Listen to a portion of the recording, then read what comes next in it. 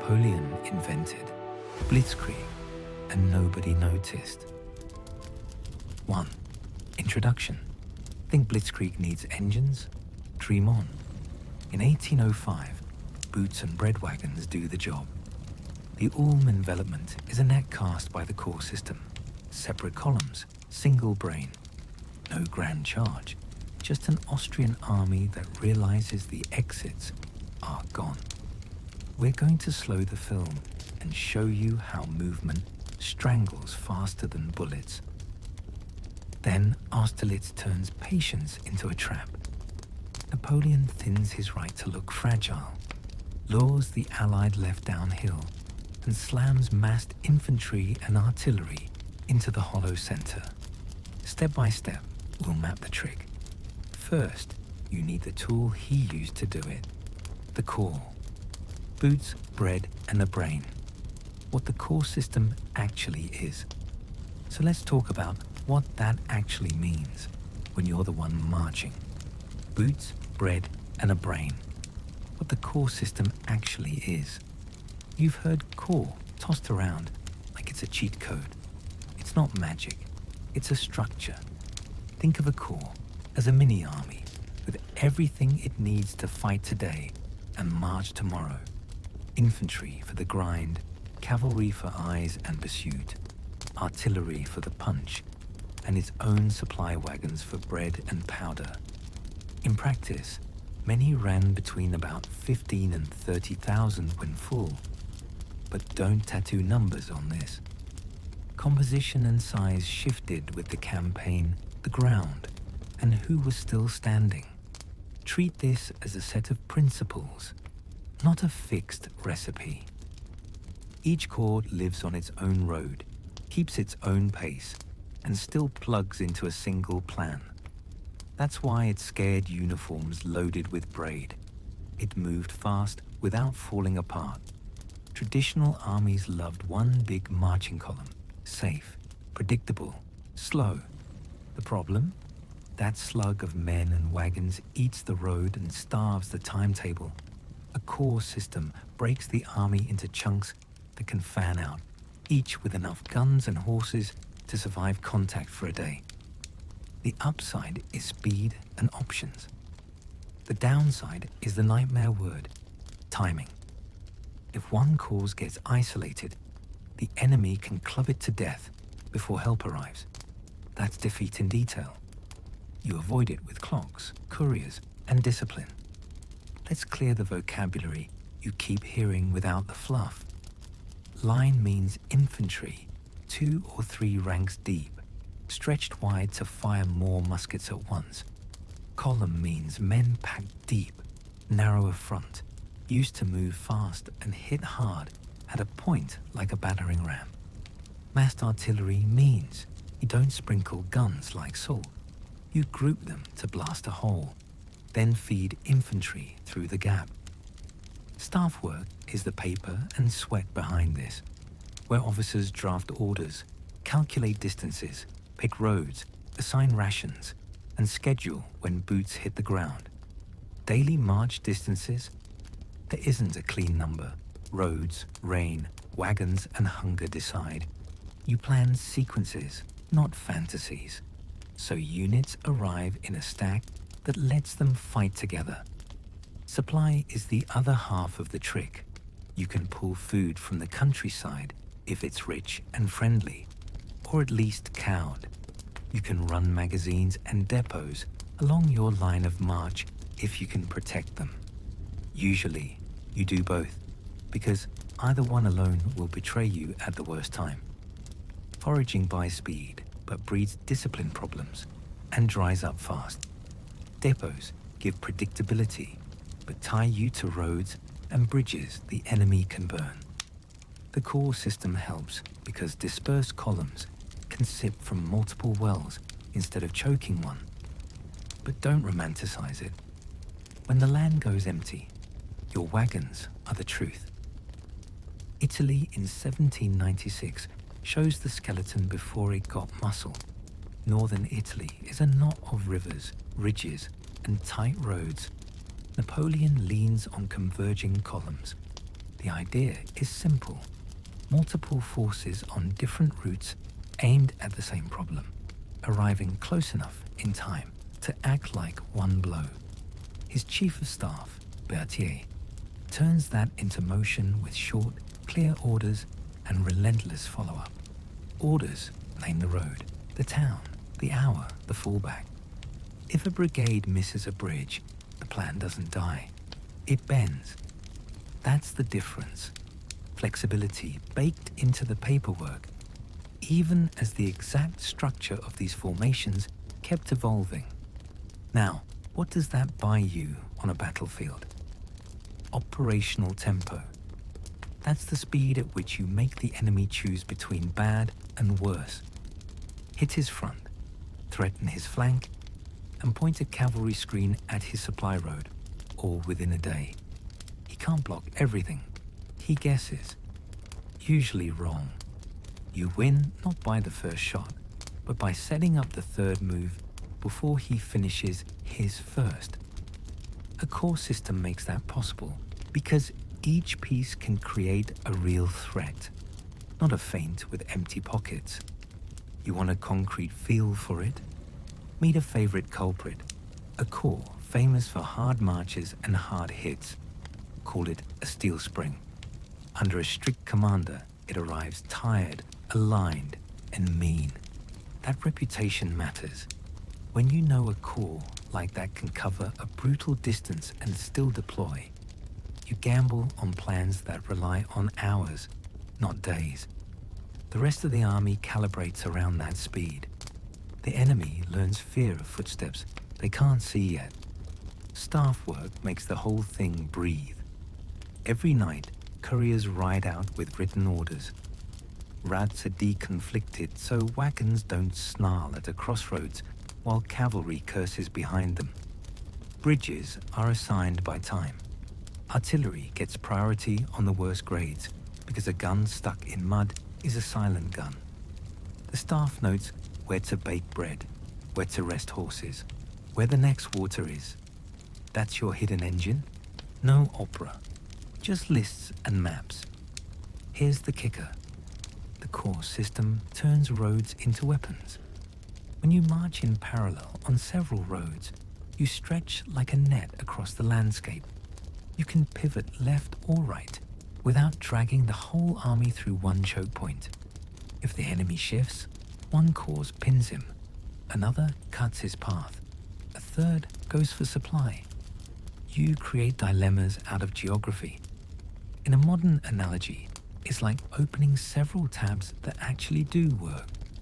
No spinning wheel, just pressure everywhere. Italy taught the rhythm. Fast marches, convergence on contact, harassment out front with light infantry and cavalry.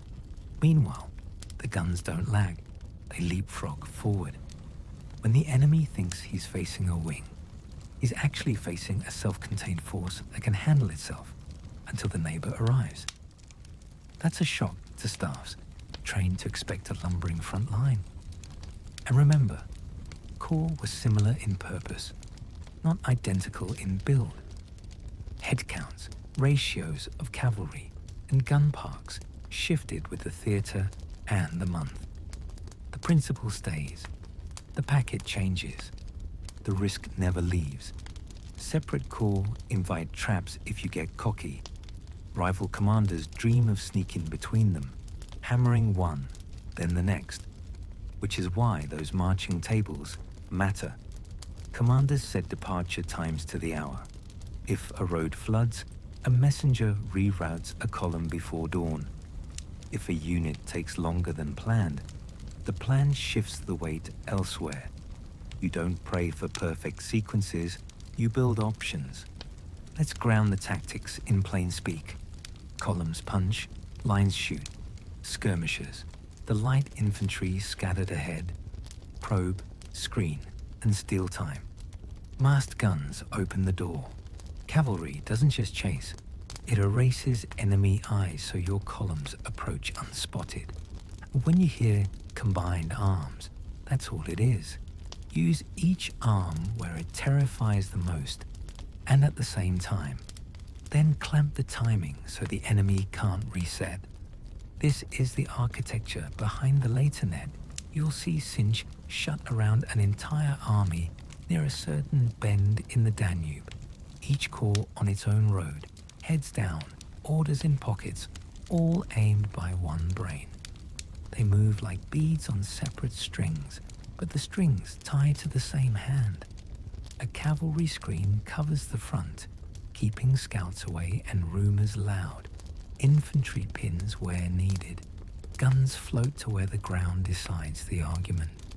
Bridges don't just cross water, they move outcomes. Why did decorated veterans fear this? Because a core system strips comfort. You can't hide a sluggish march behind a long line anymore. If you lag, your neighbor takes the fight and your delay becomes a gap. The enemy sees it, or your commander does, and either way, you pay. The system rewards endurance, initiative, and clean staff work while punishing drama. Heroes come last, timetables first. So yes, tanks are loud and fun, but roads are older and meaner. When you can arrive everywhere at once, or at least look like you can, you force the other side to defend everywhere at once. That bleeds rations, energy, and nerve. Most armies break there, not when the bayonets touch. Keep that picture in your head as we step into autumn. Exits, roads, and a net that tightens before anyone hears the latch. The net tightens.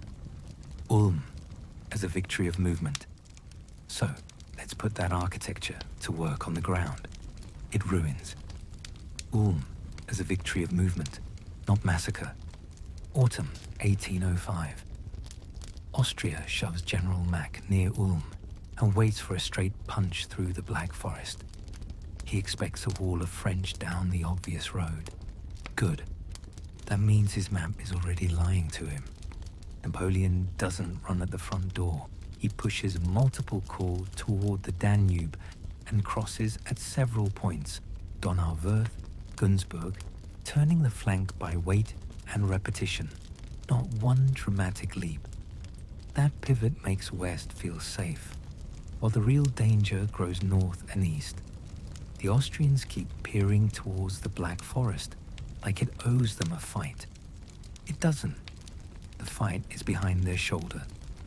Let's lay the net, because this one is all wires and timing. Murat's cavalry rides wide and loud. Their job isn't heroics, it's silence. Silencing Austrian scouts and reports, plus noise in the wrong places. They wave sabers where it doesn't matter, stage big, conspicuous demonstrations, and throw off estimates while the main crossings happen elsewhere. Meanwhile, Lanz plants pressure near the expected front, keeping Austrian attention anchored. Then Ney and Soult arc around, cutting roads and grabbing bridges. It's surgical and it's nasty. Deception here isn't a banner and a trumpet. It's demonstrations on the wrong axis, rumors fed by prisoner chatter, and a tempo that turns yesterday's truth into today's trap. Staff rooms swallow what they want to hear. Confirmation bias sits at the head of the table. If you think the French must bash through the forest, every dust cloud west looks like an army. Every delay east looks like mist. Here's the mechanics that make the trick work. Pontoon bridges, portable, fast, ugly. Engineers throw them over the Danube and its feeders, and suddenly a river that should be a shield becomes a highway. Several corps cross in sequence on separate approaches, not piling into one choke point. Routes are staggered by hours, not hope, so wagons and guns don't choke a village lane. Cavalry gets the open ground. Artillery gets the grades first. The staff grades roads like a contractor with a deadline and no patience. Now for the cuts that bleed Ulm. Wertingen comes first, October 8th. A clash, quick and mean, that shoves Austrian detachments off balance and steals their time. That's the currency. Then Günzburg, bridge fighting on the Danube that opens a door where the Austrians didn't think a door could sit. Bridges matter because bridges decide where food moves. And then Elchingen, October 14th. Ney pushes Austrian troops back, ripping another thread from Mack's sleeve. None of these look like grand opera. They are scissors clipping exits. Every clip changes logistics. Austrian supply lines bend, then kink, then snap. Wagons can't roll past closed roads. Foragers bump into French screens or find villages already emptied. Units start living on rumor and half rations. Morale rides with bread. When bread stumbles, morale limps. Add false alarms, cavalry sightings, phantom columns, and staff start writing orders like they're throwing darts in the dark. You want the ground truth? Movement beats muscle here. The French make the river crossings routine with pontoons. Corps march on parallel roads, staggered so the column behind doesn't inhale the dust of the one ahead. Messenger routes are set. Liaison officers ride between corps, so the edges touch when they need to. No drama, just friction control. That's how you turn a campaign into a conveyor belt. Let's talk about Mack's options shrinking in real time. He could bolt east to meet Russian help. Doors shut. He could swing south and claw for the Tyrol. Again, cut roads say no. He could break west and accept a fight in the forest. Except the front, he fears, has become a decoy. Every delay makes the ring tighter. Every countermarch grinds down horses and shoes. Days do the killing. Murat screen is not just show. It strips Austrian eyes. Without good reconnaissance, Mack's staff works off stale data. Lands and other pinning forces poke, probe, and hold contact so the Austrians commit to the wrong side of the river. Meanwhile, Ney and Soult keep moving along the arcs, lifting bridges or throwing pontoons, then planting guards on road hubs. Town names become locks. Keys stay in French pockets. Speed distorts. If you process yesterday's reports at today's noon, you are 2 decisions behind. That's how an army walks into a bag and calls it maneuver. A demonstration west makes Mack brace. A crossing east makes him late. And late means the next order is already obsolete. That's confirmation bias with boots on. Wertingen, Günzburg, Elchingen. Treat them like timestamps. After Wertingen, the Austrian ability to probe loses depth. After Günzburg, the Danube line becomes porous where it shouldn't. After Elchingen, the northern exits bend under French pressure. Each event pulls a thread until the tunic falls apart. No miracles, just steady theft of mobility. Meanwhile, the French keep their own arteries open. Corps deconflict routes. They bake bread forward and pull flour from a spread of villages, which is ugly but efficient. Horse teams rotate to keep guns moving. Engineers don't sleep much. They move with the infantry, not behind them, so crossings appear before the lead boots arrive. That's what tempo feels like in the field. Less trumpet, more shovel. Encirclement isn't a ring you see. It's a feeling in a headquarters tent. Reports of blocked roads, empty magazines, food delayed again, columns ordered to march, then countermanded because a bridge is gone. Officers starting to speak in numbers they don't trust. Units stumbling back to Ulm, not because it's safe, but because it's the only landmark left. By mid-October, the noose is a fact, not a forecast. Austrian supply shrinks to a trickle. French screens press close. Local sorties bounce off the edges. The garrison's nerves fray. Every rumor of Russians coming turns into a shrug. No one's walking through a French corps with pontoon parks behind it and cavalry nipping like dogs at a butcher's door. And then, the quiet end. Ulm surrenders en masse. Nearly 60,000 prisoners handed over across October 19th to 20th. No grand set piece. No field littered with cavalry capes and broken squares. The numbers drop into French hands because movement and timing beat steel on steel. The battle is marching, not murdering. The smell is sweat and wet canvas, not smoke and blood. You don't need a heroic charge when you can erase exits. That's the lesson. Close roads, break bridges, blind scouts, feed men on time, force choices until the only choice left is a white flag in a damn morning. So if you're Mag, what lie do you buy to make all this possible? The one that flatters your plan and nods along while it leads you the wrong way. Deception as a weapon. Making Mac march the wrong way. Which means you weaponize what he already wants to see. Deception as a weapon. Making Mac march the wrong way. Mac sits near Ulm, waiting for Russian help and a French battering ram through the Black Forest.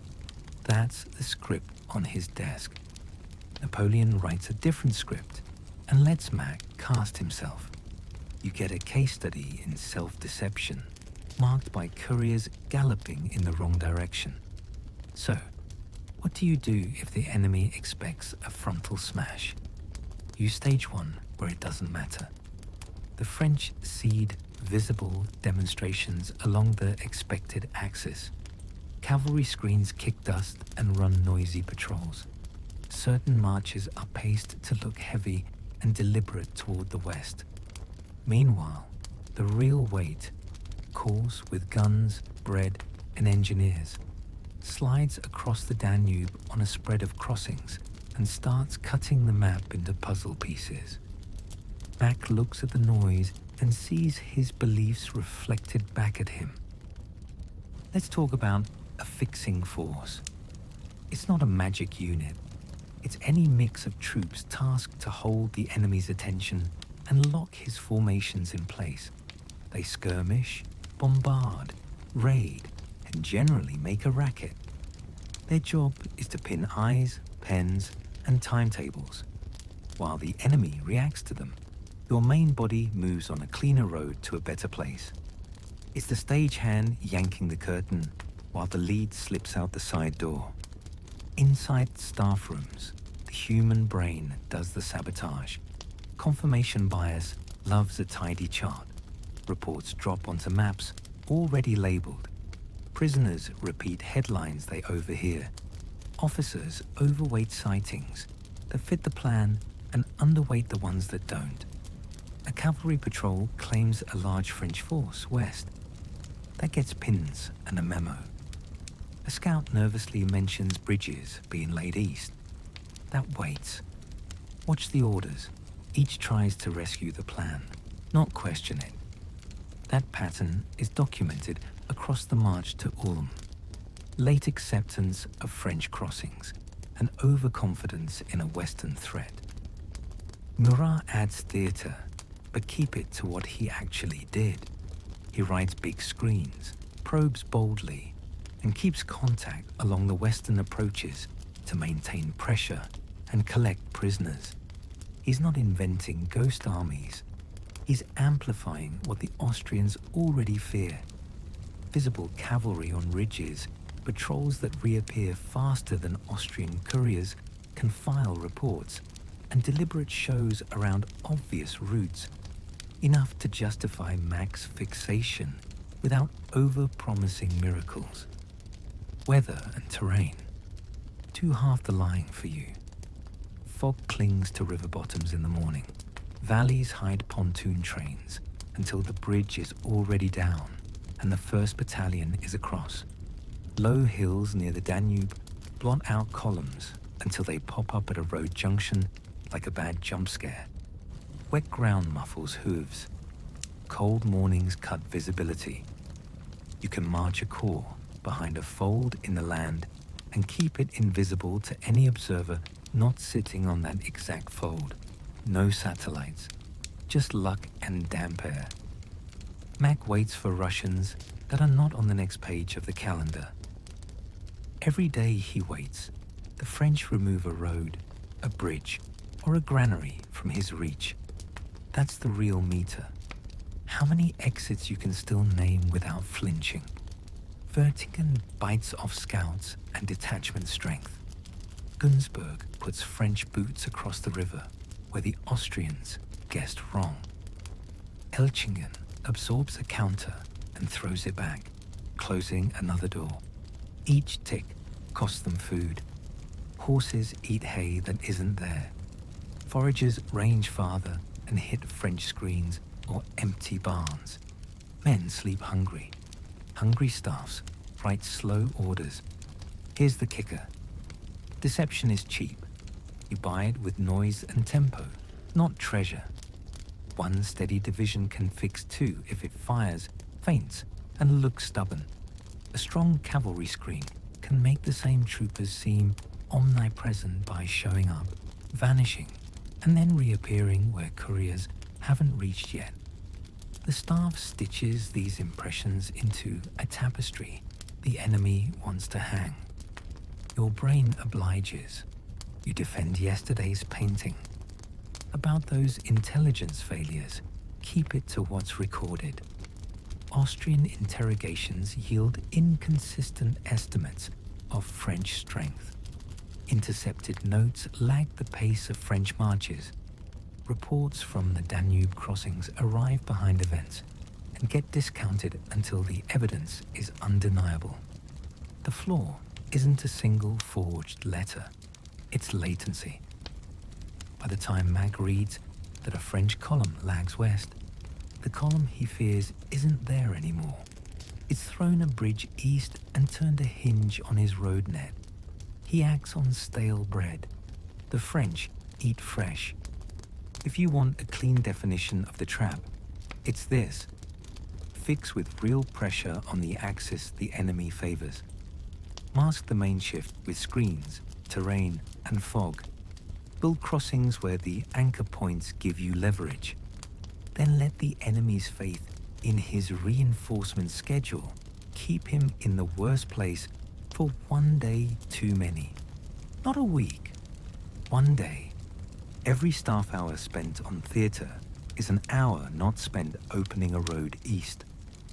Every countermarch burns shoes and horseflesh you don't get back. When Mac finally orders big moves, he runs into French hands guarding the junctions and crossings that matter. They don't meet him in open country. They greet him at locks on the map and ask for a password he doesn't have. He pays in battalions. Strategy beats valor because valor needs space. You need a lane to deploy, a bridge to cross, a hill to anchor. The French remove those one by one and do it while you applaud the wrong parade. That isn't bravado. That's operational art. Make the other side trust the wrong picture for 36 hours and you take the army intact. No discounts. No last-minute salvation. The result feels like missing a train by a minute. You sprint harder. The doors close anyway. Orders chase reports that are already old. The headquarters keeps promising itself the Russians, the forest, the next day. Meanwhile, French Corps postcards on the doors you should have used yesterday. You learn a simple rule. If the enemy makes it easy to believe you're right, you're probably wrong. Ask the Austrian staff at Ulm. They wrote neat orders. They pinned neat maps. They marched neatly into a bag sewn from fog, rumor, and pontoon planks. Now take that method and shift the stage. After Ulm breaks and Vienna falls, the board widens and the players multiply. The next field rewards lies told with a straight face. and punishes anyone who believes them. We're heading for ground that whispers traps, setting the stage from Vienna to the frosted Moravian hills. So we shift scenes from the Danube's bridges to roads that lead through Vienna and on to a cold plateau in Moravia, setting the stage from Vienna to the frosted Moravian hills. Why Austerlitz? Because the ground gives you levers. You want a field that lets you sell weakness, then punish anyone who buys it. This one offers a ridge to steal, low ground to bait across, and ponds that are trouble under pressure. You don't pick it for drama. You pick it because it lets you control when and where the fight matters. After Ulm and the walk into Vienna, the board resets. Russian forces under Kutuzov consolidate with Austrian remnants. The Tsar is present, which means politics rides with the vanguard. Two Allied staffs work under one banner, but not one brain. Shared pride, shared anxieties, and supply stretched across long roads. That mix makes bold plans easy to approve and harder to repair at midday when a courier brings new facts. Napoleon is outnumbered on paper and knows more Allied troops can arrive if he waits. So he doesn't. A decisive fight now beats a bigger, riskier fight later. That's arithmetic with bayonets and wagons. Each day drains bread, burns horseflesh, and strains occupied cities that don't enjoy feeding him. Speed becomes a rationed commodity. Now, terrain. Fix 3 names in your head. Pratzen Heights, the Goldbach, the ponds around Sokolnitz and Telnitz. The heights are the crown, an elongated rise that commands the center of the field. Hold the crest, and you see, shift, and shoot better. The Goldbach is not a major river. It's a chain of streams and marshy channels that slice the low ground, especially around villages and causeways. It slows and funnels. The ponds are seasonal and edged by low banks and reeds. Thin ice isn't your friend. Under artillery, fire, and panic, edges collapse and units jam. None of this is theatrical. It's friction. French supply is tight after weeks of marching. Bread runs late. Confidence runs hot because of recent wins. Staff work pushes bakeries forward, scrapes grain locally, and prioritizes powder and shot over creature comfort. Horses eat last. Men sleep short. You can carry that for a week if you know the hour you plan to cash it in. Stretch it longer without payoff, and men start thinking about boots, not banners. Diplomacy breathes on the map. The Tsar wants a clean victory fit for Petersburg. The Austrian court wants to erase a fresh humiliation. Both prefer a plan that looks like boldness. That preference is leverage. If your opponent needs a striking image, you give him a platform that invites one, and you decide what's under the planks. Operational posture reads simple and feels cruel. Napoleon puts much of his army in the lower ground west of the Goldbach, which reads like weakness to anyone raised on hill worship. He signals a thin right near Telnitz and Sokolnitz. A thin flank says, "Hit me here," in big letters. He posts enough to resist, not enough to swagger. The strength he holds back, infantry and guns, is positioned so it can mass toward the center and the slopes up to the Pratzen, masked by folds and the December morning mist that often sits over the low ground. You want your muscle to pass for absence. You want your absence to look like collapse.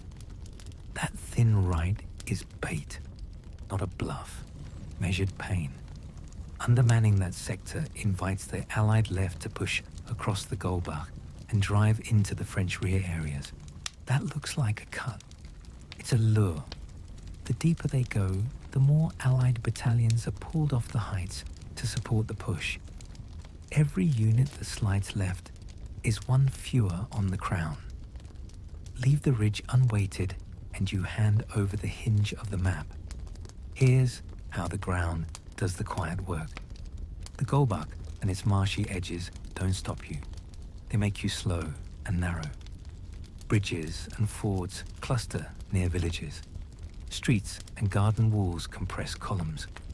A battalion shakes into files and loses formation, then spends minutes buying backorder on the far bank. On a cold morning, frost-stiffened mud helps at dawn and turns slick with traffic. That's where fast becomes late. Pratzen Heights centralize power because they connect the field. From that crest, you can pivot left or right, drop guns for longer reach, and deny the enemy the same. Lose the crest, and your coordination suffers. Keep it, and you can throw weight into gaps as they appear. Guns love angles. Gravity helps canister, and round shot with no speech is needed. The ponds near Sokolnitz and Telnitz add a bad habit to any retreat. They are bottlenecks, not bottomless traps. When formations recoil, they crowd toward firm crossings. Under pressure, edges fail, files jam, and the order reform dies under noise and fear. Aim guns to rake across the surfaces, and you accelerate confusion into rout. That's not cruelty. That's a tool you either use or die next to. French logistics hate this timetable. Forced marches, thin ranks. Couriers wear out horses. Supply lags. The staff compensates by splitting columns, baking closer to the line, and rationing quietly. Salt meat gets thinner. Coffee becomes a rumor. Comfort gives way to timing. Men will stand a day of hunger if they believe the hour is near. That belief keeps files tight. On the Allied side, court air warms plans faster than judgment. Coordination between Russians and Austrians depends on shared maps and trust, both light. Kutuzov prefers prudence. The Tsar prefers nerve. Urgency compresses staff checks. Compressed checks yield pretty arrows and brutal realities. Napoleon's stance is built to show exactly what the Allies want to see. A soft right, begging for a shove. He expects them to commit hard there and bleed their center. He holds a fist of infantry and artillery, positioned to climb and take the heights when that thinning happens. He watches the mist and the clock. The order cycle aims at a moment when the center hollows. That's planned, not lucky. Explain the bait plainly. You weaken one sector not to lose it, but to make the enemy try to win there. You build delays into that lane. Skirmishes, fences, marshy cuts, narrow streets, so each Allied yard costs minutes. Meanwhile, you sit on your real blow and keep roads clear to the Pratzen slopes. When the enemy bites, he pulls fighters off the spine he must keep. That's the trade you want. Yes, the field is ugly. It's effective. The map acts like a spring. Low tension on your right. Let the enemy lean. When his center relaxes, you release force up the crest. The snap isn't magic. It's mechanics. Verify the day. Early December cold. Morning mists common in the low ground. Frost on fields that doesn't keep its promise once men and hooves churn it. The Golbach is a stream network, not a moat. The heights are a long swell, not a cliff. The ponds are shallow, edged, and treacherous under stress. These aren't legends. These are the conditions that govern pace. Headcounts matter only to set expectations. The Allied army fields a larger tally with mixed Russian and Austrian formations. The French bring fewer men but tighter control and shorter internal lines. That imbalance complicates Allied coordination and rewards French timing. You don't need exact numbers here to grasp the pressure. You just need to know who can shift weight faster. So you've got the board, the levers, and opponents primed to swing left. The question becomes simple and ugly. How do you look weak without snapping? And how long can you make that hurt last? The baited right, feigning weakness without getting crushed. You start by turning a flank into a pressure gauge. The baited right, feigning weakness without getting crushed. So Napoleon thins his right near Telnitz and Sokolnitz. Not a rout, a deliberate diet. Enough battalions to trade ground in short bites. Enough guns to make each bite hurt. He wants the Allied left to lean in, cross the Goldbach's channels, and keep marching deeper. The deeper they go, the longer their file, the worse their control. You tempt them with a corridor that narrows as they move. Here's the risk. If they surge too fast, the right breaks before support lands. That support is Davout's third corps, pushing hard to reach the field. Background matters. They cover a long pre-dawn march on rough roads and arrive late morning in stages, not as a single drumbeat. The exact mile count and minute marks live in staff logs. What you need to keep straight is the principle. The plan assumes a timely reinforcement on the right, and it budgets pain until those muskets and guns appear. Mechanics save you. Skirmishers go first. Think of them as mosquitoes with muskets. They hug hedges and ditches, pick off officers, and make every crossing of the Goldbach take longer than the map promised. The ground along that stream network is the next tool. It doesn't stop a column. It tangles it. Marshy edges and cut banks stretch files. Flanks lose touch. Orders evaporate between the front and the rear. Every slip costs minutes. Minutes feed your clock. Local reserves sit behind that screen. Not big, not brave, just elastic. They step in, hit with a volley, fall back through a lane, then repeat from the next wall or garden. You don't die on the line. You sell time by the cartload.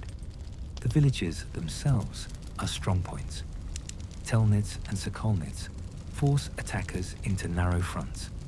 Doors and windows become loopholes. Garden walls and causeways act like ready-made parapets. You make them pay in sweat, not blood, and you keep the tab running. Now, the timing tool. Marching tables sound boring until you realize they are the fuse on the whole plan.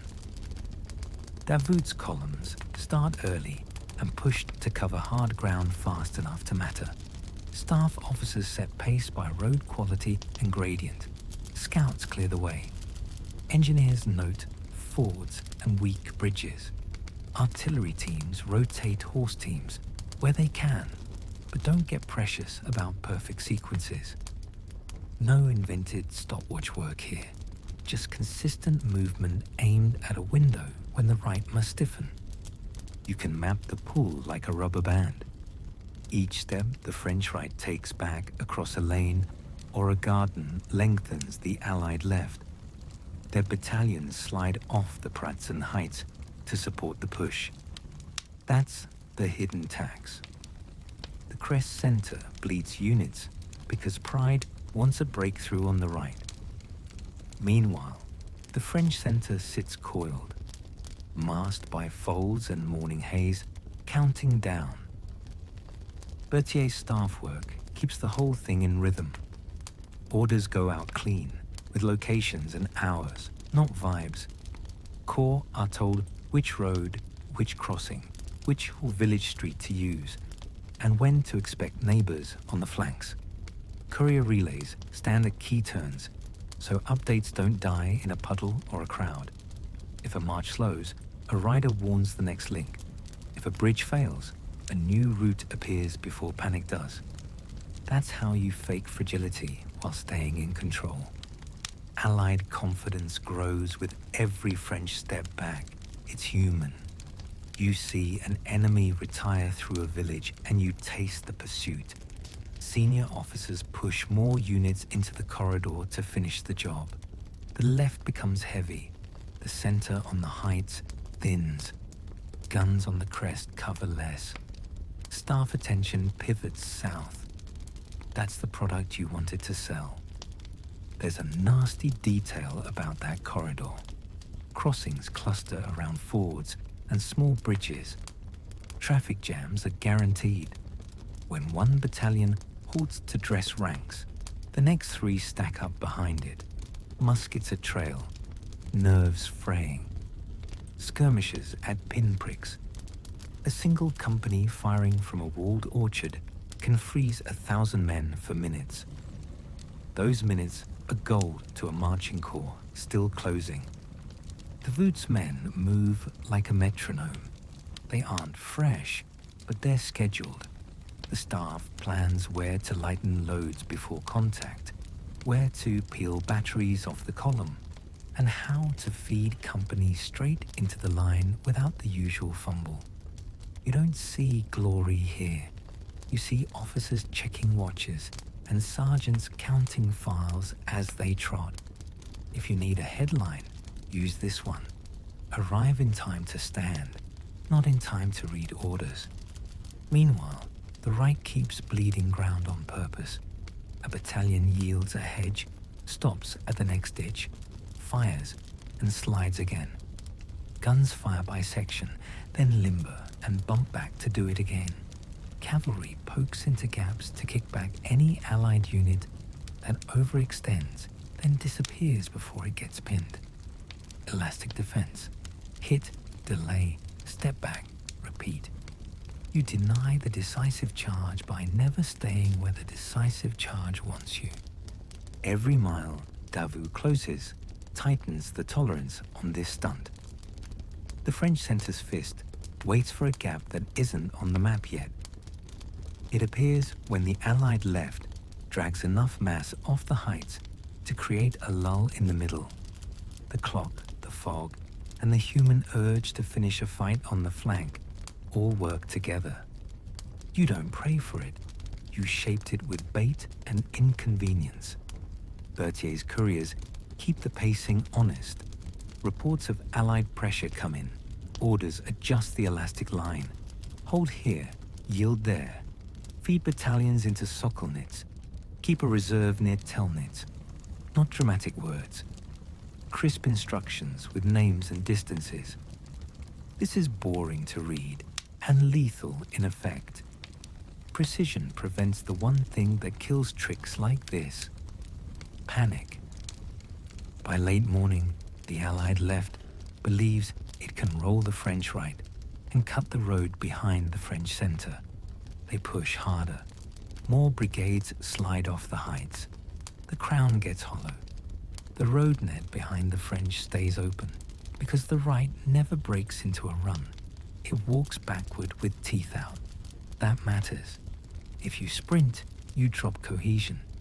If you drop cohesion, the cavalry finds you. And yes, the ground helps. Frost turns to slick mud under boots.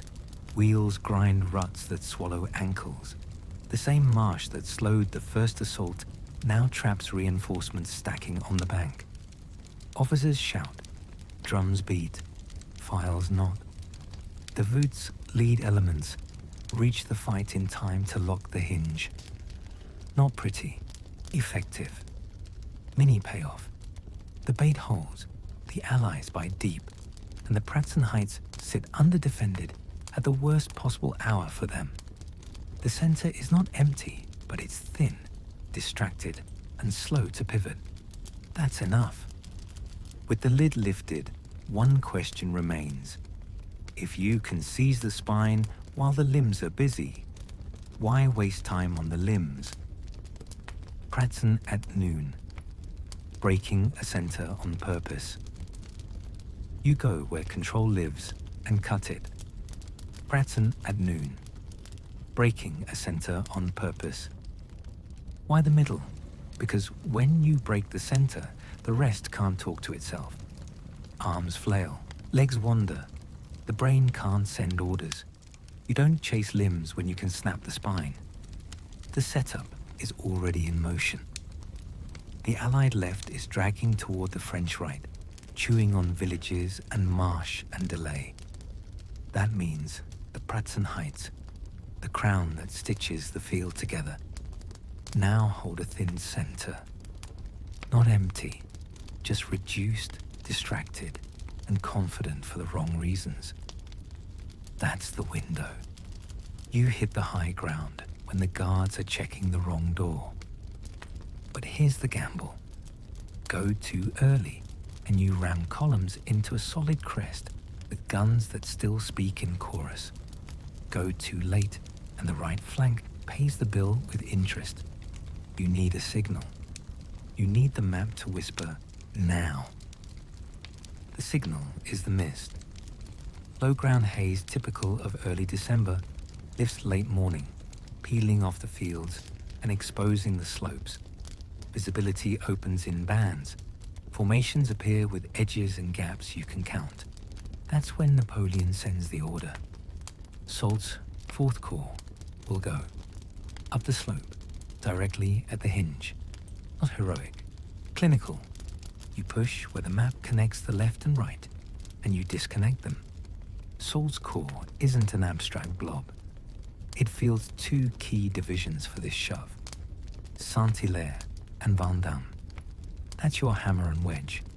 Verified names, verified roles.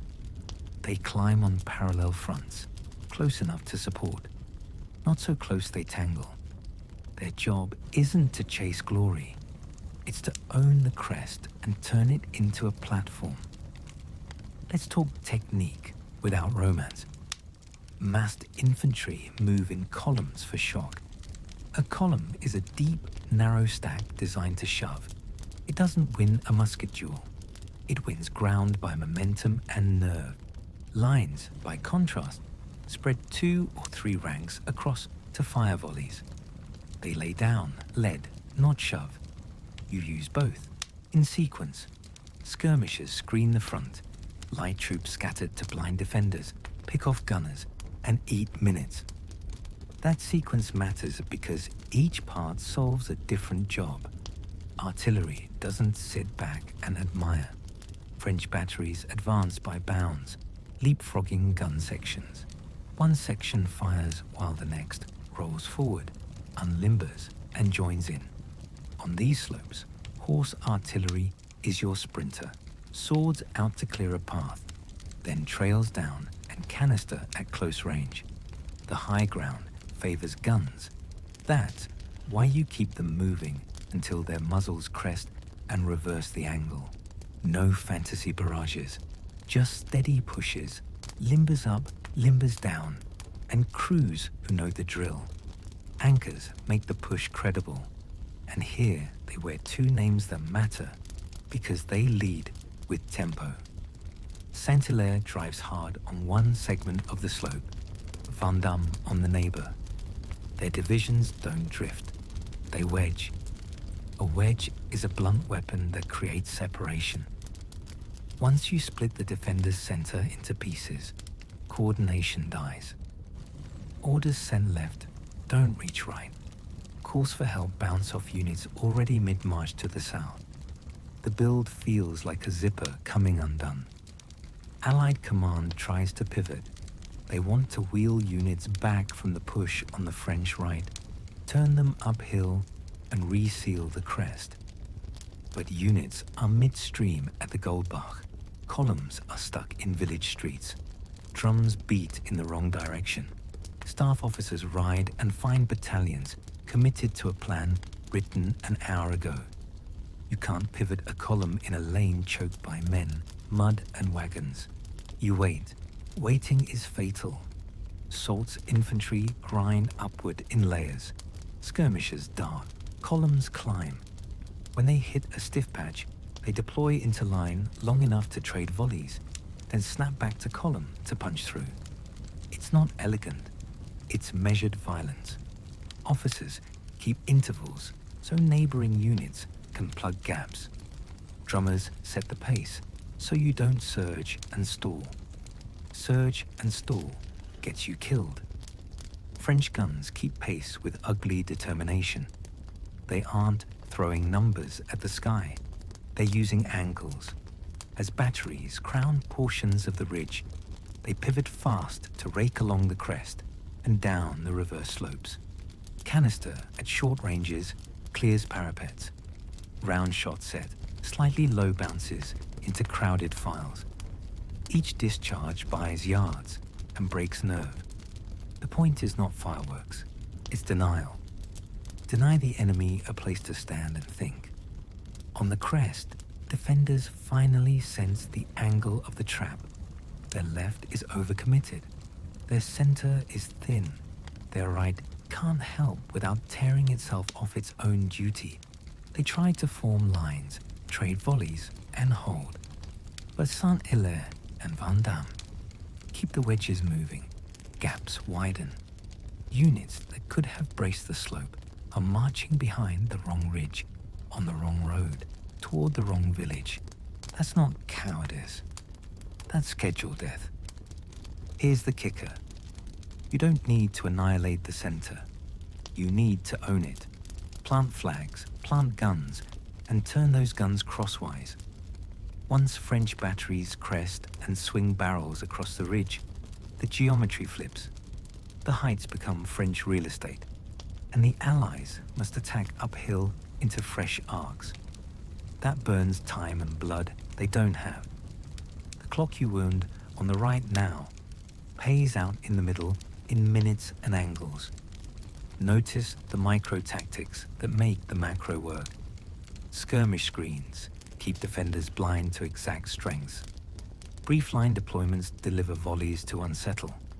Columns regain momentum and plunge into units caught adjusting formations. When defenders try to wheel, they expose flanks. That's when musketry rakes along the length of a unit, a cruel angle that it collapses cohesion fast. No need to claim neat casualty ledgers. The verified effect is loss of shape and speed. Allied staff work strains under distance and pride. Messages ride from headquarters to brigades, knee-deep in mud at the Goldbach.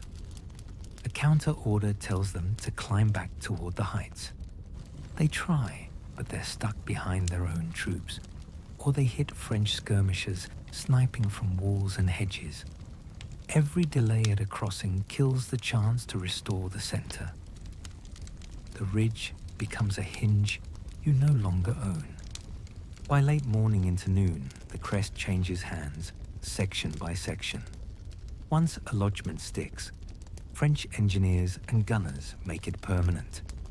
Guns come up, ammunition chests follow. Limbers rotate so you don't run dry at the worst minute. Infantry stacks behind the guns to throw back desperate counters. Those counters arrive piecemeal and late, and they die under canister and controlled volleys. You can verify the sequence. Foothold, guns up, pivot fire, repel. The payoff is blunt. The Pratzen Heights fall to French control. The coalition's nerve center now sits under French boots, and its orders must route around a hill it no longer owns. Left and right operate as segments. Segments are easier to isolate and push. You don't need a miracle. You need leverage and the clock. Here's the immediate consequence. With the center cracked, French units can pivot outward. One wing helps seal off forces still entangled near the villages and ponds. The other turns against clusters holding ground north. Geometry replaces guesswork. You choose which segment to crush first, based on which roads feed you fastest. Ruthless, efficient. That's how you finish a day without chasing ghosts. But a center grab only matters if the flank that baited the enemy doesn't collapse before noon turns to afternoon. The ridge is yours. The clock still runs on the right. And there, the plan lives or dies on a core that hammers miles into minutes and still shows up mean. Davout's clockwork, the right flank that refused to die. Which brings us to the hinge that had to hold under strain. Davout's clockwork, the right flank that refused to die. What saves a trap from snapping shut on your own fingers? A core that eats miles, arrives ugly, and keeps firing. That's Davout on the French right, where the plan bleeds seconds into minutes and minutes into survival. The right is the bad neighborhood of the field. Telnitz, Sokolnitz, the Golbach stream, and the ponds bend movement into single-file suffering. Crossings are narrow, banks are slick, and every lane funnels men into tidy targets.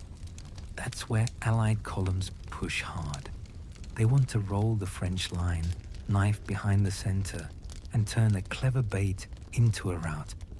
If they do it before midday, the entire design fails. The center attack won't rescue a flank that already dissolved. So the pressure stacks early. Allied battalions crowd the fords. Their artillery drags up, looks for dry spots, and starts trading shots over reeds and orchards. On the French side, the initial screen trades ground like a miser counting coins. Every hedge costs a volley. Every garden wall gives one more pause. But pauses don't pay bills. Reinforcements do. The question becomes blunt. Who arrives first, Davout or a disaster? Third Corps answers in parts. The march is long, the night short, the roads uneven. Background research puts their movement as a forced approach that delivers leading elements late morning, with units arriving by echelons, rather than in a single wave. That's the useful truth. Don't cling to perfect mile counts or minute marks. What matters is this. Advance guards and gun sections show first, followed by more infantry and batteries in steady packets. There's no parade ground deploy. Brigades peel off the road and go straight in by chunk. Staff officers point with canes, not speeches. Here, into that orchard. Hold those doors. Drop the guns where the ground is firm and the fields of fire actually exist. You stabilize a flank with intersections and fences, not slogans. Local counterattacks become the rhythm. A battalion surges out of a village gate, smashes the head of an Allied column, then ducks back before enemy supports can hit it with mass. It's not heroic, it's dentistry. Extract a tooth, back away, wipe the blood, go again. Each jab resets the enemy's breath and messes with his timing. When you make columns redeploy from march to fight, you steal minutes. Minutes are the only currency that matters on this lane. Villages are the backbone. Walls turn into parapets. Loopholes appear in shutters. Gardens become trench lines with tomatoes. By locking troops into stone and timber, you force the attacker to go slow where his doctrine wants a fast, clean push. Slow equals jammed. Jammed equals loud. Loud equals officers shouting over noise while orders evaporate in mud and musket smoke. It's your favorite chaos. Accounts of Telnitz and Sokolnitz point to seesaw fights, with ground taken and retaken under close fire and confusion. Keep claims at that level. The detail that matters is friction and delay, not invented casualty ledgers. Cavalry adds teeth without overcommitting.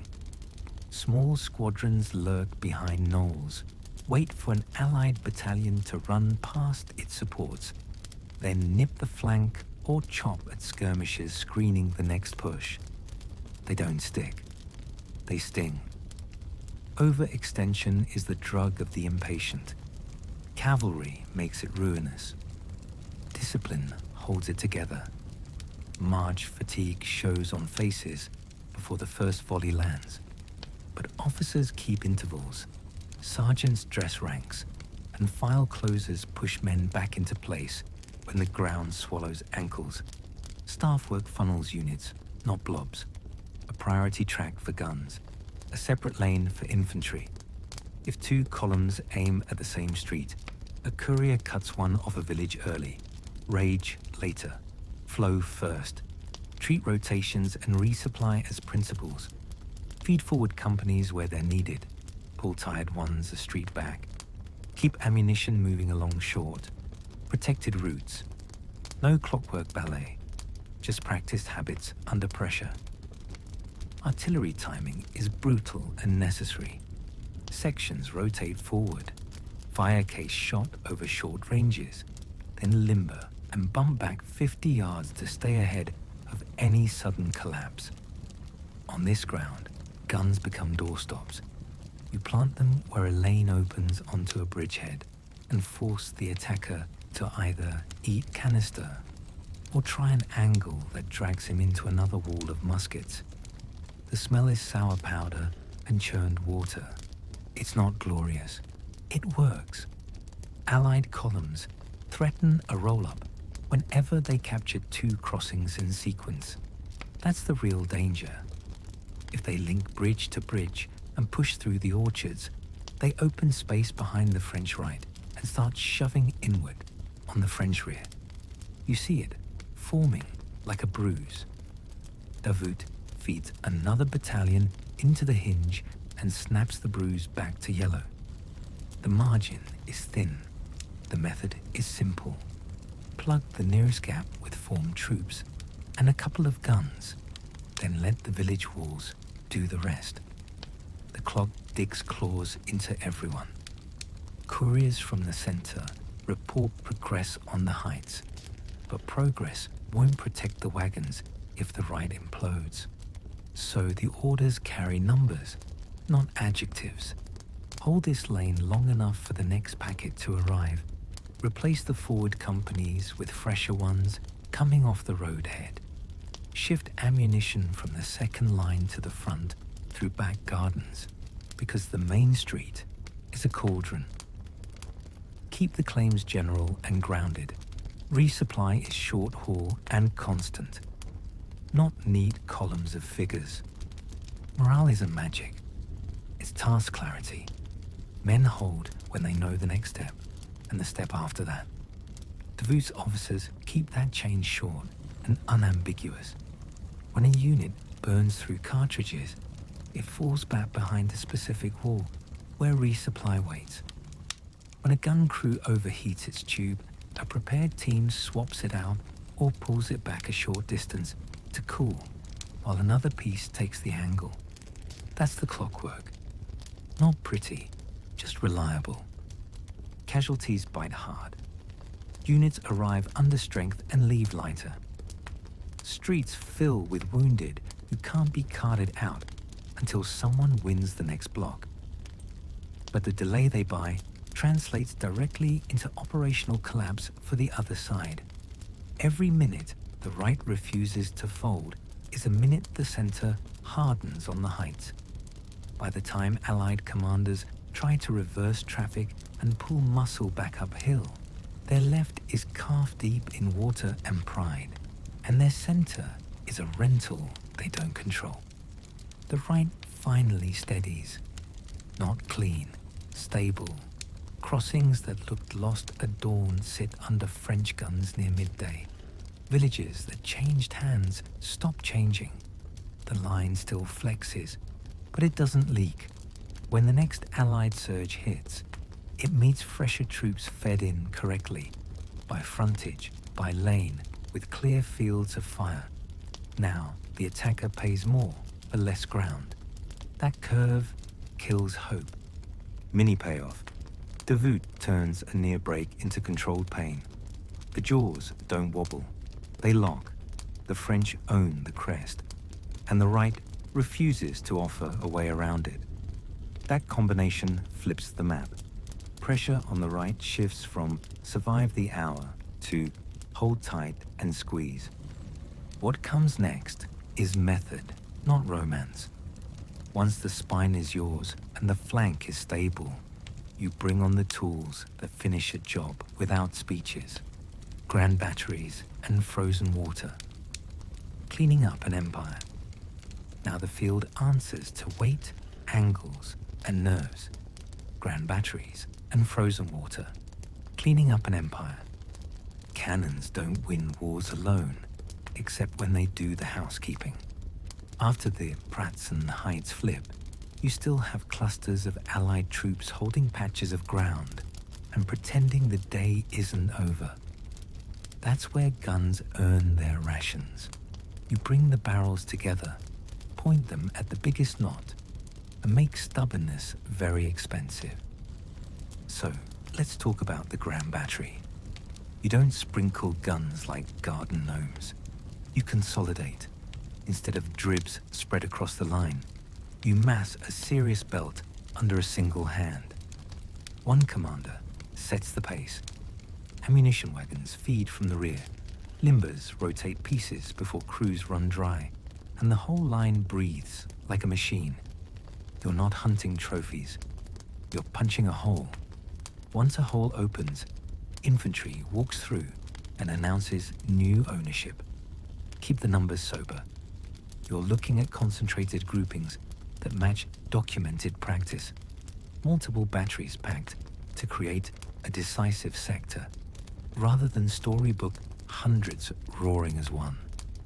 Scale matters because resupply decides how long the hammer keeps falling.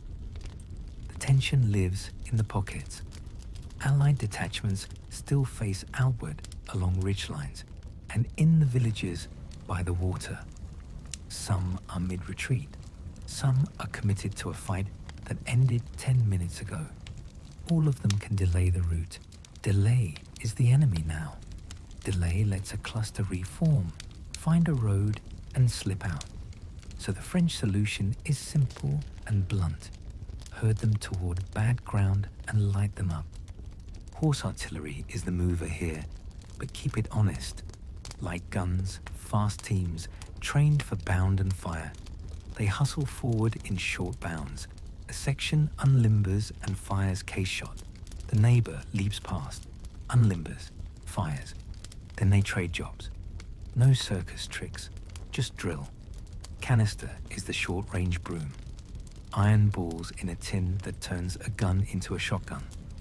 Against packed ranks and choke points, it empties the front files and erases nerve. At this stage, you aren't fencing, you're sweeping. Now the frozen ponds near Sokolnitz and beyond do what cold water always does to bad plans. They bottleneck. Men don't line up politely to cross a flimsy surface under fire. They crowd. Files compress. Officers try to dress ranks and get shrieked at by physics. French batteries sight along the surface and rake it. Here's the kicker. The drowning legend, entire battalions swallowed, is romance. The research says the numbers were modest compared to the myth. What mattered was panic and congestion. One crack, one splash, and 1,000 men hear their own ankles breaking. Panic does more damage than the ice. Command collapse follows the geometry. With the center lost, Allied wings can't talk through the ridge. Couriers ride into gun lines or into units facing the wrong way. Orders arrive late or land on commanders who already moved north to fix a problem south. Roads jam, wagons jackknife. A battalion trying to countermarch meets a battery that refuses to shift because it finally found firm ground. That's how a retreat turns into piecemeal surrenders. Not from cowardice, from mechanics. Grand batteries don't just fire, they move the field. The weight of shells and balls changes behavior. You aim at crossroads, not heroes. You rake bridges, not standards. Every round that lands on a choke point multiplies its effect because it hits men who can't scatter. That's why the French keep feeding guns into clusters rather than spreading them out for pretty arcs. One hammer, one anvil, one decision. Infantry plays the locksmith. Once the guns open a gap or crush a village edge, Line battalions roll in to take ground and hold it. They don't sprint. They advance in controlled bites. Fire by platoon, then step. Skirmishers dart to pick off officers trying to reverse traffic. Cavalry hovers to harvest stragglers and discourage any rear guard from making a show. It's unromantic. It's lethal. Let's get specific about mobility. Horse artillery crews swap tired teams at preset points. A gun that can't move is a dead end. So you build a relay, limbers, spare horses, spare axles, just like the manuals preached. Crews know where to find wheels without asking. Each bound chooses firm soil first, field of fire second, cover third. Mud ruins bravado. Park on ground that won't steal your next shot. The lakes become acoustic weapons. Sound carries over ice. Every discharge feels closer. Units rattled by lost officers hear the raw echo and think guns are walking on water. That adds speed to fear. Speed makes crowds. Crowds make targets. A single misplaced wagon at a causeway creates a cork in the bottle. French batteries love corks. Meanwhile, Allied command intent drifts from attack to escape to survive. That shift is fatal to coordination. A brigade that needs to pivot north finds its neighbor already marching south. You can't form a new line when your left is on a road, your center is in a village, and your right is debating a lake. So the French set priorities like accountants. Seal the exits. Keep the guns hot. Spend infantry where the ground promises a payoff. You still have limits. Cold eats gunners' hands. Horses blow. Powder cakes. Ammunition has to come from somewhere, and the roads behind you are as tired as the men on them.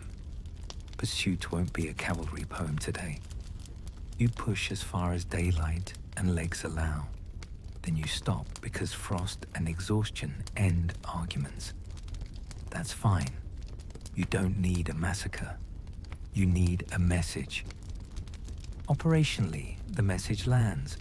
The coalition bleeds authority, not just men.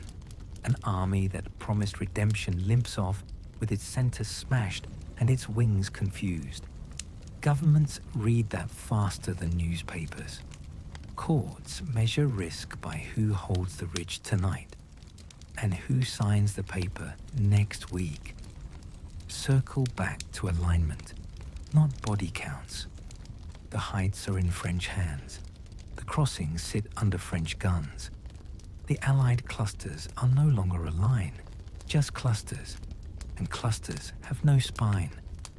That's what artillery concentration buys. Decision without chasing every last soldier into the dark. Do you need the ice to drown battalions? Number. You need the ice to herd them where your guns matter most. You need the ponds to slow crossing attempts so crews can sight, fire, limber, and repeat. You need the sound and the spray to crush nerve. When nerve goes, orders don't stick. When orders don't stick, flags come down. French commanders read the field like a ledger. Which pocket still has powder? Which road can carry another caisson? Where can two more guns turn a stubborn patch into a collapse? They answer, they move, they fire. The Grand Battery is a janitor with a sledgehammer. It cleans the field by smashing the hinges. By late afternoon, resistance thins into scattered knots that don't know where headquarters is. Drums go quiet, cartridges run out. Officers count files and realize they're counting ghosts. Surrenders trickle in, not glorious but honest. Mini payoff. Artillery concentration turns victory into decision. Focused, mobile, fed by wagons, and aimed at the parts of the map that control human movement. The coalition loses more than men. It loses the right to claim control, and when a battlefield takes that right away, the next moves don't happen on grass. They happen at tables where ink moves borders faster than cavalry ever could. Paper, after powder, diplomatic shockwaves. So what happens when the smoke clears and rulers start counting what they lost? Paper after powder, diplomatic shockwaves. How fast can a battlefield redraw a continent? Faster than your pantry empties. Weeks if the losers sign while their hands still shake. That's the speed after Austerlitz. Powder does the talking on one day, and then paper does the carving. Austria reels first. Its center smashed, its court humiliated, its treasury already creaking from mobilization. Russia withdraws because its army is in no shape to keep playing tag in winter, and the Tsar can sell a tactical retreat at home easier than a frozen catastrophe. Britain loses a continental partner because gold can't march alone. You can ship subsidies across the channel. You cannot lend your ally a working backbone. Will the victory stick or melt in negotiation? That's the tension. Campaigns die in parlors all the time. The trick is to turn battlefield leverage into clauses that survive a cold morning and a warm lawyer. So the French sit the Austrians down and write the bill. It reads like a receipt, stapled to a bruise. Treaty of Pressburg, late December, 1805. War indemnities. Territory ceded. Austria recognizes French client crowns in Italy and accepts a reshaped map in Germany. Venetia moves out of Habsburg hands and into the orbit Napoleon controls via Italy. Tyrol and Vorarlberg transfer to Bavaria, a new best friend wearing medals that weren't in last year's portrait. Salzburg adjusts. Austria also yields trade and navigation concessions that look small on parchment and big when you're counting tolls. Keep the claims tight. Money flows, land moves, and prestige bleeds. You yank provinces that feed soldiers and pay for muskets, not just scenic postcards. Borders are pipes for grain, recruits, and tax. Here's the lever pulled next, and mind the dates. In 1806, the old Holy Roman Empire, already more costume than sword, goes off the stage, not by poetry, by arithmetic. After Pressburg, a bloc of German states signs up under French protection. The emperor, without a winning army, can't guarantee anyone's safety. Francis II sheds the Roman title and keeps Austria as Emperor of Austria. The abstraction dissolves because the constituent states recalculate who keeps their towns quiet. That's not philosophy, it's survival. Into that vacuum comes the Confederation of the Rhine, formalized mid-1806. Think of it as a bundle of member states reorganized under French auspices. Buffers, not trophies. They align their contingents to meet troop quotas, grant transit rights, and accept that their foreign policy now needs Paris on speed dial. The French call it order. Everyone else calls it pressure. The map looks neat. The ledger looks better. Military contingents and passages are the fine print that tell you who really owns the hallway. Client states and protectorates work like a network plan. Each has a ruler who owes favors, a road net that feeds French operations, and a river or port that moves grain and gunpowder. In return, they get a guarantee. French troops deter neighbors and punish disobedience. Garrisons exist, but keep the detail sober. French forces are stationed where strategic points demand, often at fortresses and key crossings, under agreements set by treaty, not universal occupation. Independence with guards who keep the keys to your bridge. Indemnities and contributions pay the army. Cash from defeated states slides into accounts that buy flour, shoes, wagons, and remounts. That keeps the machine running without squeezing French taxpayers quite as hard for the moment. It also buys time to reshoe horses, fix bridges, and rest a corps before the next sprint. Money is mobility. If that sounds cynical, welcome to continental warfare. New borders do more than decorate maps. They secure lines of march into Germany. A tighter front of friendly territory means shorter sideways moves, safer depots, and fewer nasty surprises at river crossings. You can write marching tables with fewer question marks. Fewer question marks means faster campaigns. Faster campaigns mean enemies negotiate with sweat still on their collars. Meanwhile, Allied morale takes a long walk off a short pier.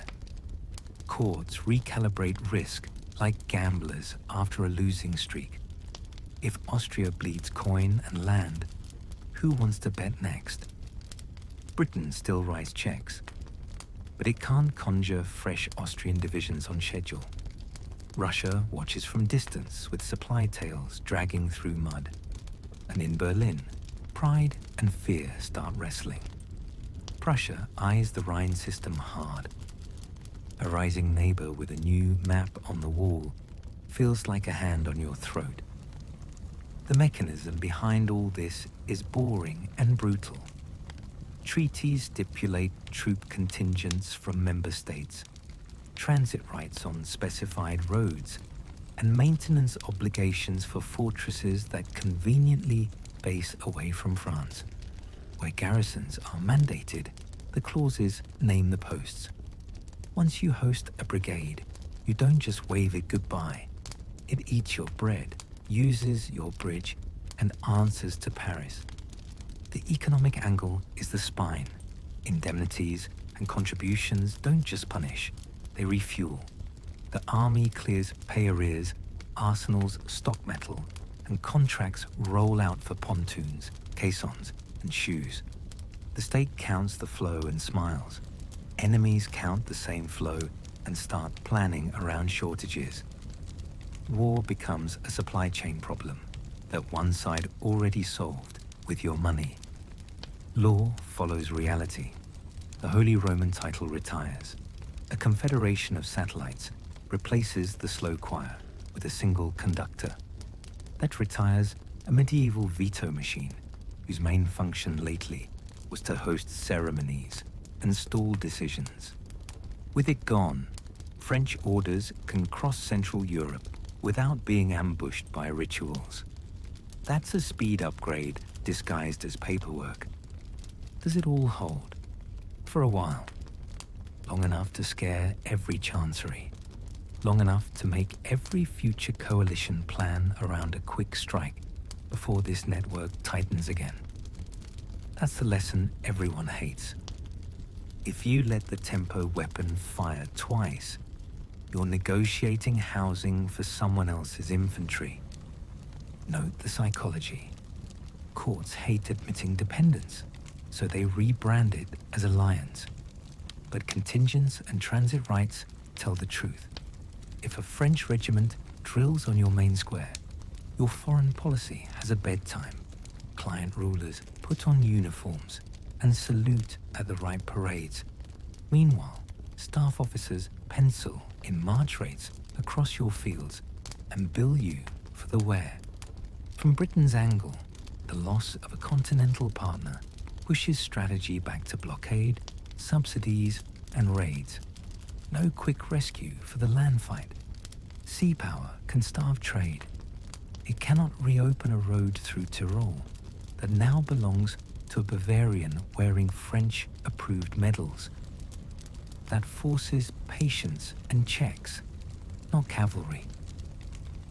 Austria swallows the Pressburg terms because the alternative is worse. Keep fighting and you lose more. Sign and live to rebuild. Maybe with a friendlier map later. Logical, bitter. Prussia reads the Rhineland cementing and thinks, break it now or live with it. That urge points the calendar at 1806. Timing again. If you wait, the contingents train, the roads improve, the garrisons become habits. If you jump, maybe you catch the machine between gears, or you get your fingers crushed. It's a gamble with uniforms. Mini payoff. Austerlitz doesn't just win a field. It retires an ancient framework, installs a buffer network, funds an army of enemy coin, and opens roads that tradition kept clogged. That's why people in wigs start sweating through them. You've seen the chain, movement nets, baited weakness, a center strike, guns concentrated, and signatures that lock it in. The next question is simple and mean. Can that method be run again on command, with a checklist instead of luck? The blueprint's rules. Why Austerlitz became the template. So here are the working parts, stripped of myth and dressed in mud. The blueprint's rules. Why Austerlitz became the template. Can you clone a miracle? Napoleon tried, and he did it with a checklist, not fairy dust. You've seen the clean lab run, a net at a spring at Austerlitz. Now you get the rules he kept chasing like a gambler who swears the next hand pays. It's not romance. It's a method you can spot on any campaign map if you know what to look for. Rule 1. Encircle by movement, not by standing around. Separate roads, simultaneous pressure, exits deleted before the enemy recognizes the walls. You don't need to win firefights if you win routes. Think of roads like arteries. Clamp enough of them, and the heart stops while still beating. Rule 2. Bait with weakness. You thin a sector on purpose, salt it with delays, and let the enemy pile in. That pulls muscle off the ground you actually want. The bait isn't fake. It bleeds, but it bleeds on your schedule. Rule 3. Strike the center, not the shiny flank. Split the field where command and supply meet. Seize the hinge, and the limbs stop obeying. Rule 4. Time the reinforcements. Your relief doesn't arrive. It hits an hour mark like a train. If the train is late, the trick breaks. If it's on time, the trick looks like genius. Rule 5. Concentrate guns. Don't scatter artillery to feel busy. Mass it. Smash a seam. Feed infantry through the hole. Then point cannons across the enemy's roads so retreat turns into traffic. It works brilliantly until mud, miles, and men who refuse the script break your clock. That's the tension. The method is sharp. The world is dull and heavy. You can schedule bridges. Floods don't read schedules. You can plan a march. Frost can turn a road into glass and dump your caissons in a ditch. Echoes first, with care. Jena is the speed twin in principle. The French move on parallel roads, fracture Prussian coordination, and fight two interlocked actions that benefit from the same operational rhythm. One wing overwhelms a main force still sorting itself. The other holds and counterpunches a harder core under a different commander. The model holds net, tempo, staff muscle, but note the deviation. Contact comes faster and messier than Ulm's clean bag, and the enemy's split is as much their fault as French design. Templates applied, not copy-pasted. Wagram is the gunnery chapter. Bigger fronts, flatter ground, thicker lines. The French fix with pressure, pivot reserves, and then drag amassed artillery concentration into a decisive belt that pounds a seam until infantry can cross without dissolving. The Grand Battery is the lever. The infantry is the latch. It rhymes with Austerlitz's guns make decisions.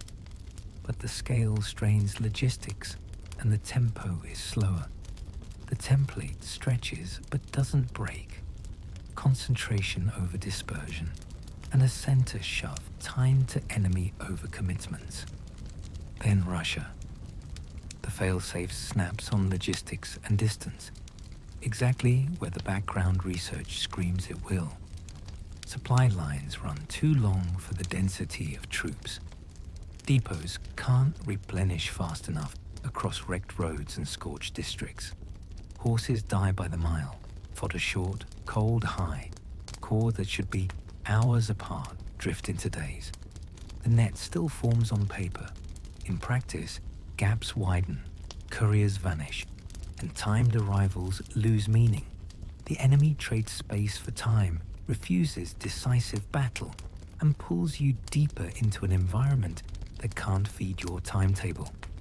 The system doesn't implode because the rules are bad. It buckles because bread, roads, and weather veto your schedule. Doctrine, in one breath. Tempo is the weapon. Staff precision is the fuse. Deception is the match. Tempo means you force choices faster than the other side can process yesterday's reports. Staff work makes that tempo real. Clean orders, deconflicted routes, bridges assigned by the minute. Deception makes him waste oxygen on the wrong fire. You don't need him blind. You need him late. Constraints arrive like debt collectors. Long lines of communication bleed wagons and patience. Winter turns rivers into traps and roads into liars. Burned countryside strips foraging to the bone. Coalition learning matters, but keep the claims sober. Opponents start guarding exits before lunging. Keep deeper reserves behind the operational hinge, and slow their own decision cycles to avoid being baited. They disperse less on the march, favor stronger rear guards, and counter mass artillery to blunt the French center shove. They adjust enough to narrow your margin, not enough to erase the method. Here's your payoff for understanding the rules. Later campaigns read like timing problems, not courage problems. When you see a collapse, ask which clock failed. Did a bridge go out and stall a corps for 4 hours?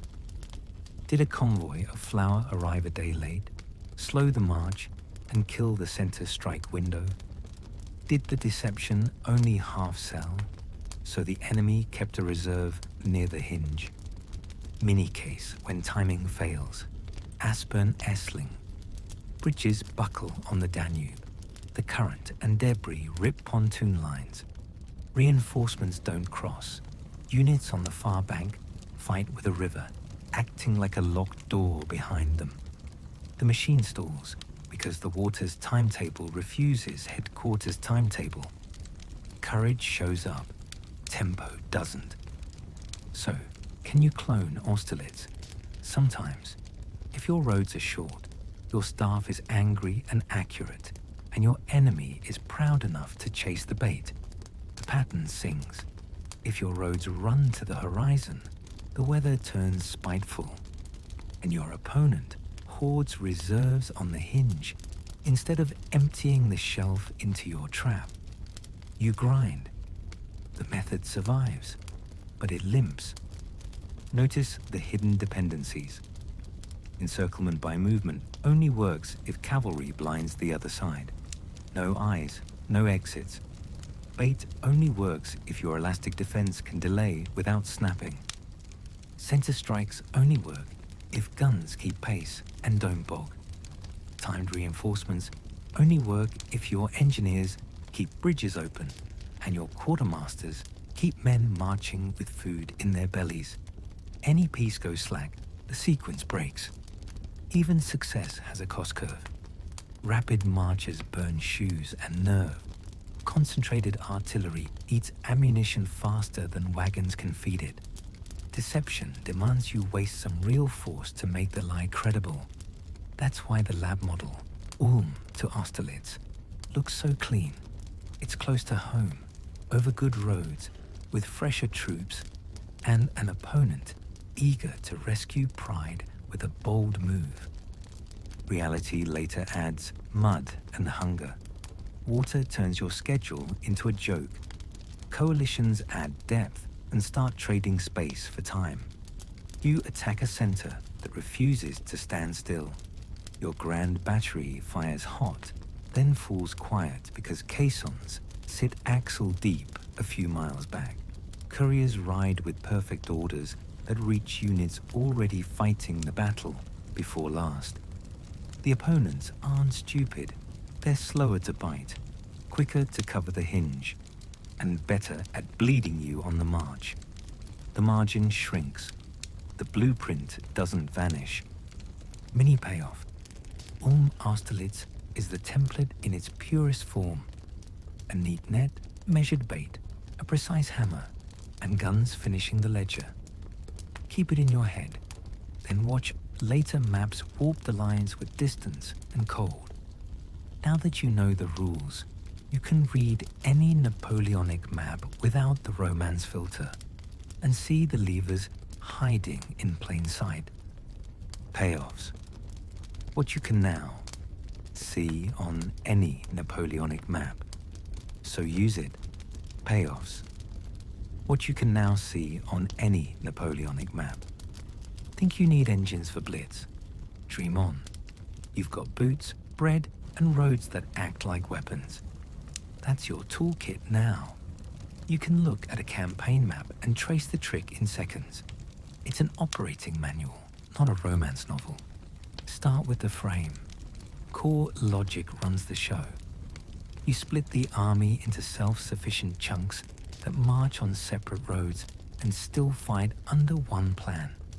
Each has infantry to grind, cavalry to scout and screen, artillery to hit hard, and wagons to keep powder and bread moving. Independent pieces, parallel routes, single brain. Try blocking that with one big barricade. You can't, because the doors multiply. Now the trap works. Deception turns the enemy's preference into your leash.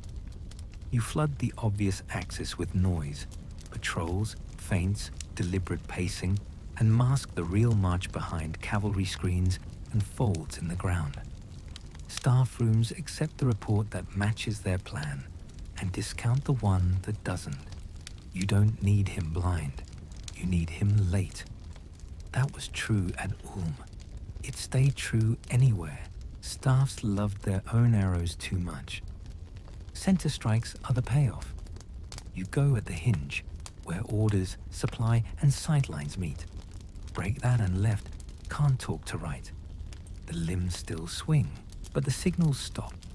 That's geometry doing chores. On any map, ask where a ridge connects the wings, or where a road hub ties commands together. That's your spine. Timing runs the machine. Reinforcements don't show up. They hit time slots. Marching tables, relay couriers, engineers ahead of the column with planks and axes. If your relief misses the hour, you bleed for a rumor. If it makes the hour, you look like prophecy. Earlier sections gave you the working parts. Not stopwatch fantasy, just disciplined pacing and staged arrivals. Guns end arguments when they concentrate.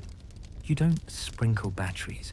You pull them into a belt and smash a seam until infantry can walk through. Then you pivot muzzles to rake roads and bridges, so a retreat becomes traffic under iron. Keep scale honest. Several batteries mass to decisive effect, fed by wagons and protected by infantry screens. It's not fireworks, it's leverage. Now cash the claims with what we already established. The core system scared rivals because it killed the single choke point. Each corps has lived off its own route, but still answered one set of orders. Smash one and two others, hit from unblocked roads. Speed plus autonomy, under a coherent plan. That breaks neat enemy schedules. Ulm collapsed because exits died first. Cavalry screens stripped Austrian eyes. Pinning forces kept attention fixed, while other corps cut roads and took bridges. Wertingen, Günzburg, Elchingen weren't opera. They were timestamps. Movement, masking, and a calendar did the killing. The numbers inside Ulm mattered less than the fact that the roads out didn't. Max Errer sat on bias. He loved the story of a frontal French push and saw proof where the noise lived. He underweighted the crossings that mattered until the bridgeheads were facts. Cheap methods, prisoner chatter, showy patrols, time demonstrations bought the hours needed for the net to settle. Austerlitz rewards measured pain. A thinned French right near Telnitz and Sokolnitz drew the Allied left into marshy lanes and narrow fronts. It wasn't pretend. It hurt, but hurt on a clock brought the compensation. Units peeled off the Pratzen Heights, leaving the center thin right when visibility improved. Pratzen was the hinge, because height organizes power. Hold the crest and you pivot, see and mass. Lose it and your orders go the long way around. When the center thinned, Soult's divisions, Saint-Hilaire and Vandamme, climbed with skirmishers forward, columns to push, brief line deployments to trade volleys, and artillery bounding up behind. The crest flipped, guns turned crosswise, and the field split into segments that couldn't help each other. Davout's role on the right was timing embodied. 3 Corps pushed a hard approach, arrived by echelons late morning, and fed units straight into village strongpoints. Local counterattacks, elastic fallback, guns planted to cover lanes, minutes purchased, window preserved. That aligned with the plan. Hold long enough for the center blow to stick. Overconfidence filled the French prescription.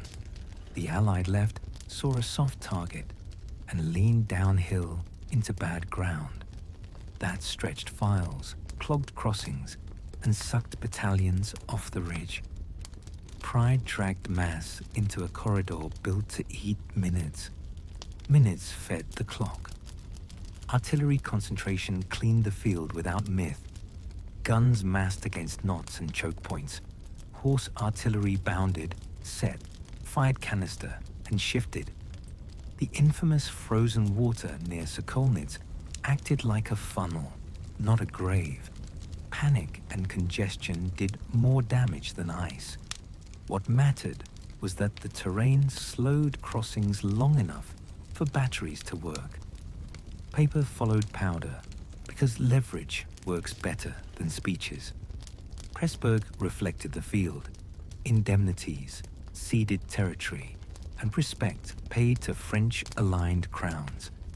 Then the old imperial framework folded, and a new network, the Rhine Confederation, locked transit, quotas, and garrisons into policy. That aligned with earlier points. Logistics and roads turned into obedient corridors. Here's what to scan first on any campaign map if you want the same clarity. Find the parallel roads and ask which corps owns each. Check the cavalry screen's arc. If the enemy never gets clean reconnaissance, exits are about to vanish. Look for the baited sector, under strength, but salted with delaying terrain. Note the hinge, ridgeline, road hub, or river crossings that bind the field. Mark where guns can mass, feed, and pivot.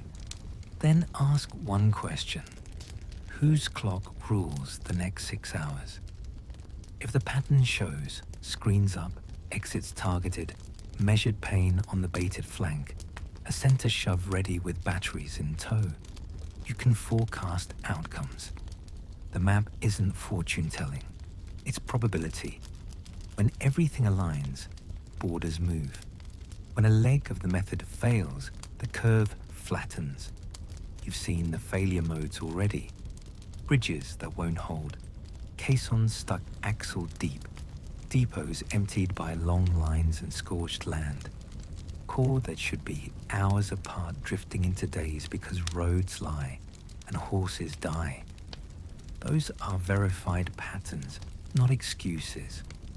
And yes, the system frayed later for reasons we've already grounded. Distance turned tempo into fantasy. Winter and mud punished the timetable. Enemies learned to keep deeper reserves near the hinge, guard exits sooner, and refuse the bait long enough to buy a different fight. Coalition staffs slowed their own decision cycles to avoid being hustled into yesterday's trap. Add hunger to the ledger, long supply lines, and poor forage killed horses, and stretched columns thin. None of that erases the method. It shrinks the margin where it works. You don't need exact headcounts to use this. You need habits. Roads matter more than flags. Screens matter more than speeches. Clocks matter more than courage. If those truths show on the paper, parallel routes, masked marches, a hollowing center, guns ready to clench, the odds tilt.